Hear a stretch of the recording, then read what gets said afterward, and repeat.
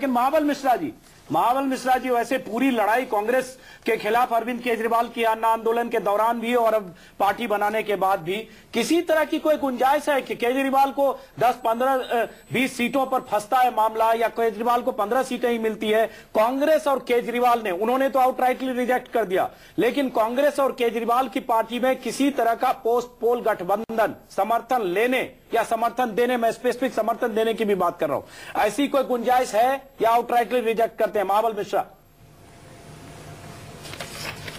इसका फैसला हाईकमान करती है, लेकिन मुझे नहीं लगता है जो कोई ऐसी नौबत आएगी।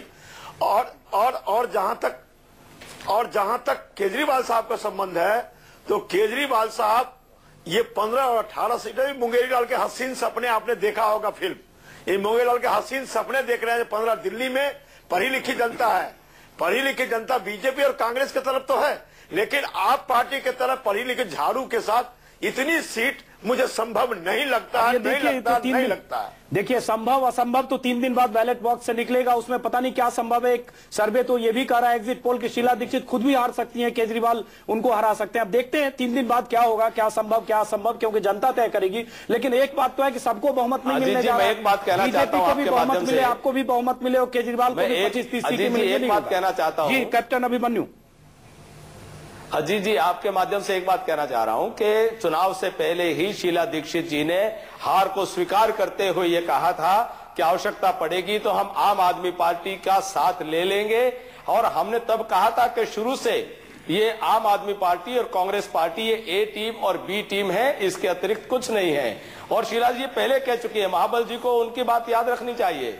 लेकिन शीला जी ने फिर करेक्ट कर लिया था, एक चैनल पर कहा था, करेक्ट कर लिया था। एक बार हम वापस आएंगे, बाकी मेहमानों को भी थोड़ा शामिल करता हूं। आनंद प्रधान, क्या माना जाए, दिल्ली की तस्वीर, सबकी नजर दिल्ली पर है, 3 राज्यों की बात हम पहले भी कर चुके हैं, आप दिल्ली, सब दाव दिल्ली पर है। और केजरीवाल अगर किंग में, आनंद कुमार जी आपके पास भी आऊंगा, केजरीवाल के हाथ में क्या चाबी हाथ लगती है तो क्या होगा? क्या हम माने कि उसी बात पर कायम रहेंगे, जैसा कि आनंद जी ने कहा, बहुत दिलचस्प ढंग से सर कटा सकते हैं लेकिन सर झुका सकते नहीं, तो हम माने कि 6 महीने बाद फिर चुनाव होगा?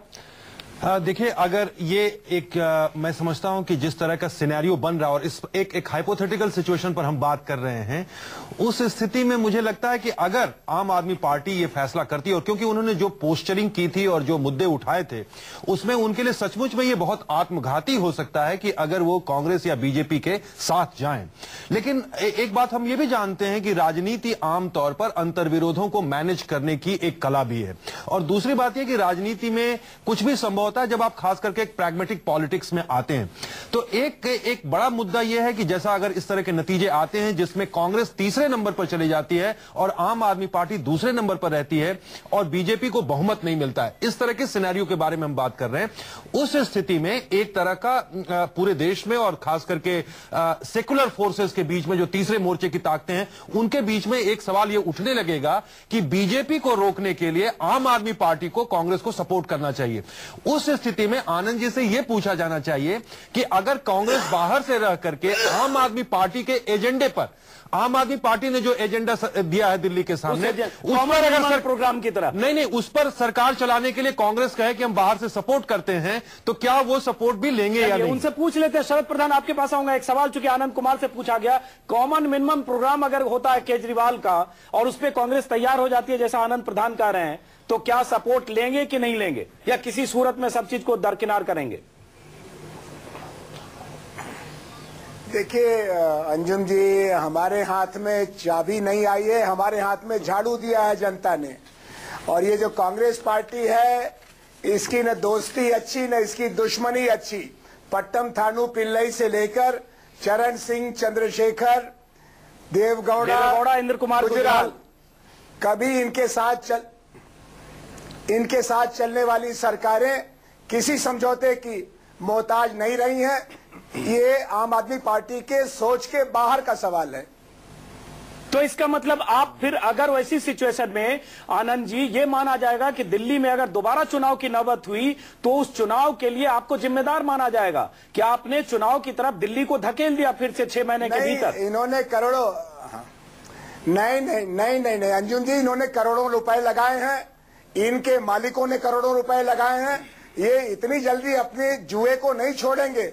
ये शकुनी की परंपरा के आधार पर कुछ न कुछ करेंगे जिससे इनकी कुर्सी इनके हाथ में आए और करोड़ का 10 करोड़ बना लें। तो इसका मतलब आप डरे हुए हैं। अगर आप करें कुर्सी इनके हाथ में आए, इसका मतलब आनंद जी आप डरे हुए हैं। आपको लगता है कि तोड़फोड़ होगी, क्या होगा, समझ में नहीं आ रहा। अगर हंग होगी तो कुर्सी कैसे उनके हाथ में आएगी? बीजेपी कांग्रेस तो मिलने से रहे, तो आप ही एक बचते हैं। अब ये देखिए हमने अपना फर्ज पूरा किया, गली गली गए, लोगों के बीच में हमने 70 उम्मीदवार उतारा, जनता ने पहचाना।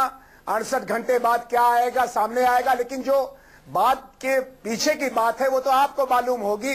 हम लोगों की वहां कोई पहुंच नहीं है। इनके अंतःपुर में क्या हो रहा है इसकी जानकारी आपको ज्यादा होगी, क्योंकि आप विदुर की परंपरा के हैं। इनके अंतःपुर में क्या हो रहा है उस जानकारी से मतलब नहीं है, मतलब आपके अंतःपुर में क्या हो रहा है। अगर आपके अंतःपुर में सारे लोग इंटैक्ट हैं, किसी सूरत में अगर हंग हुई तो 6 महीने बाद चुनाव लड़ने के लिए तैयार हैं, किसी सूरत में आपसे अलग छिटकने के लिए तैयार नहीं है, साम दाम दंड भेद के अख्तियार करने के बाद भी टूटने को तैयार नहीं है, तो आप वहीं कायम रहेंगे। वो सत्ता परिवर्तन की कहानी है। हम व्यवस्था परिवर्तन के लिए बेचैन लोगों की जमात है, जिनके लिए दिल्ली का चुनाव एक सीखने का मौका था। अब हम 543 सीटों पर, हर सीट पर पूरे हिंदुस्तान में लड़ने की तैयारी कल से शुरू कर चुके हैं। चलिए उस पर हम बात करेंगे। वो एक अहम बात है कि दिल्ली का चुनाव नतीजे क्या संकेत देंगे, लेकिन एक बार शरद प्रधान आपके पास नहीं आ पाया। शरद जी, आपने सबकी बात सुनी। आनंद कुमार जो कर रहे हैं उसमें एक डर भी है। वो कह रहे हैं, कांग्रेस की तरफ इशारा कर रहे हैं। अभी कैप्टन अभिमन्यु ये बात कर रहे हैं कि खाता भी नहीं खुल सकता केजरीवाल का। केजरीवाल इस बार एक पहेली बन गए हैं। पहेली इस तरह से कि दिल्ली में मैं देखा हूं लोग 3 सीट भी कर रहे, 30 सीट भी कर रहे। आपके हिसाब से पहेली है, क्या हो सकता है और क्या भूमिका हो सकती है आने वाले चुनाव में, जिस ढंग से एग्जिट पोल है? मुझे देखिए अरविंद केजरीवाल से लोगों को बड़ी एक्सपेक्टेशंस हैं, बड़ी उम्मीदें हैं, लेकिन एक उनका जो हैंडीकैप है वो ये हो गया कि एक हर पार्टी का एक बेस वोट होता है, और क्योंकि नई पार्टी है जो कि एक इतिहास कायम करने की उम्मीद कर रही है, और देश भी चाहता है कि इस तरीके का इतिहास कायम हो जहां एक नई पार्टी को मौका मिलता है, लेकिन वो बेस वोट नहीं होने की वजह से मुमकिन है कि परसेंटेज ऑफ वोट मिले, लेकिन वो सीट में ट्रांसलेट ना हो उतनी ज्यादा, जिससे कि वो सरकार बनाने की पोजीशन में हो। नहीं, लेकिन अगर मान लीजिए 10, 12, 15 सीटें आ गई,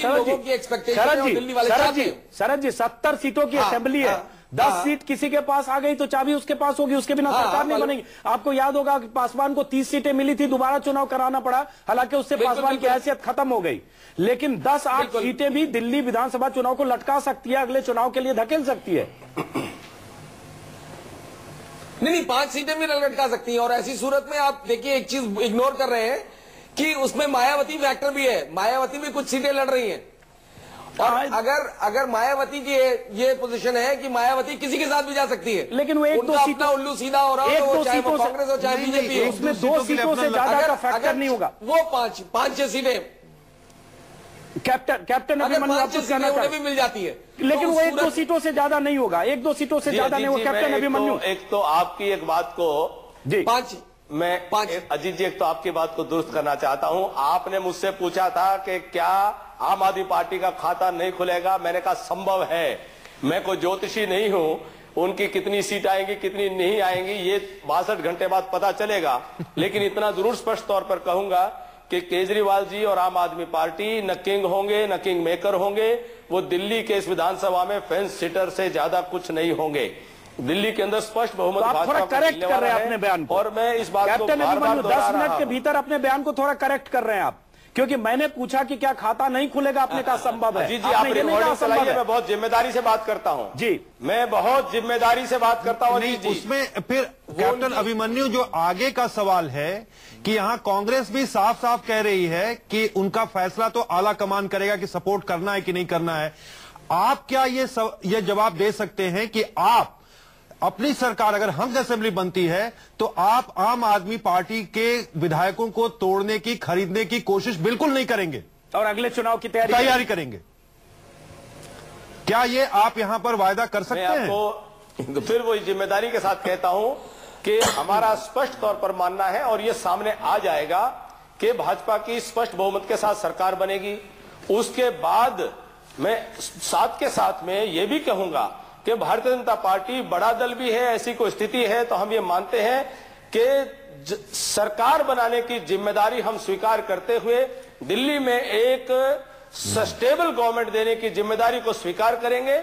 ये कोएलिशन युग है, इसमें जो भी हम जो है किसी भी प्रकार की खरीद फरोख्त और तोड़ने की, इस प्रकार की किसी तोहमत को मैं स्वीकार नहीं करता, इसी प्रकार के किसी आक्षेप को मैं स्वीकार नहीं करता। कोलिशन युग है आपने कहा ना, तो गठबंधन में देखिए क्या होगा दिल्ली में, या तो बीएसपी को 2-3 सीटें मिलेगी या आप एक फैक्टर होगा, इसके अलावा और क्या कोई कॉम्बिनेशन बनता नहीं, कोई परमुटेशन। आप निश्चिंत रहे, 40 से ज्यादा सीटें मिलने वाली हैं। चलिए जब मिलेगी तब तो बात ही खत्म हो जाएगी। एक सैद्धांतिक तौर पर आपसे आम आदमी पार्टी को ऐसी किसी स्थिति में दिल्ली की जनता नहीं डालेगी कि आम आदमी पार्टी के ऊपर ये पाप लगे कि उनको अपना कहा हुआ वो वापस लेना पड़े।